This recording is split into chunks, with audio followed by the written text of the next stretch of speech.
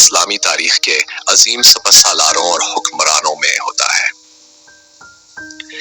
ان کی زندگی میں کئی عظیم واقعات پیش آئے، لیکن ان میں سب سے زیادہ مشہور اور یادگار واقعہ فتح بیت المقدس، بیت المقدس کی افتتاح کا واقعہ۔ بیت المقدس جو مسلمانوں، عیسائیوں اور یہودیوں کے لیے مقدس مقام ہے، پہلی صلیبی جنگ کے دوران 1099 میں صلیبی افواج کے قبضے میں چلا گیا تھا۔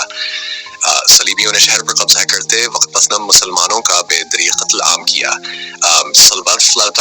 میں سلطان صلاح الدین ایوبی نے بیت المقدس کو دو بار فتح کیا اور اسلامی تاریخ میں ایک نئی مثال قائم کی۔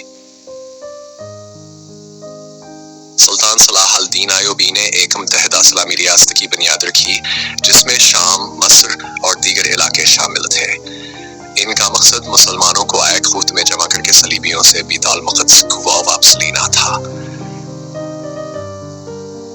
فتح بیت المقدس کی راہ جنگ حطین سے ہموار ہوئی جو 4 جولائی کو لڑی گئی۔ اس جنگ میں سلطان صلاح الدین نے صلیبی افواج کو فیصلہ کن شکست دی۔ صلیبیوں کے کئی اہم کمانڈرز گرفتار ہوئے جن میں ریمنڈ آف طرابلس اور رینالڈ آف شاتیون شامل تھے۔ سلطان نے ریمنڈ کو معاف کر دیا لیکن رینالڈ کو قتل کر دیا کیونکہ وہ مسلمانوں کے خلاف نہایت ظالمانہ کارروائیوں میں ملوث تھا۔ جنگ حطین کے بعد سلطان نے فلسطین کے کئی شہروں کو آزاد کرایا جس سے صلیبیوں کی طاقت کمزور ہو گئی۔ فتح بیت المقدس۔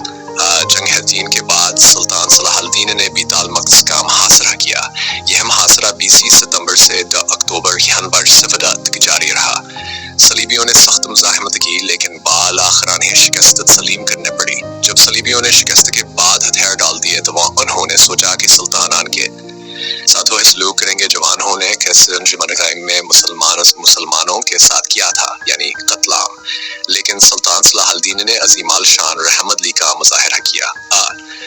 انہوں نے نہ صرف صلیبیوں کی جان بخشی بلکہ انہیں عزت کے ساتھ شہر چھوڑنے کی اجازت دی۔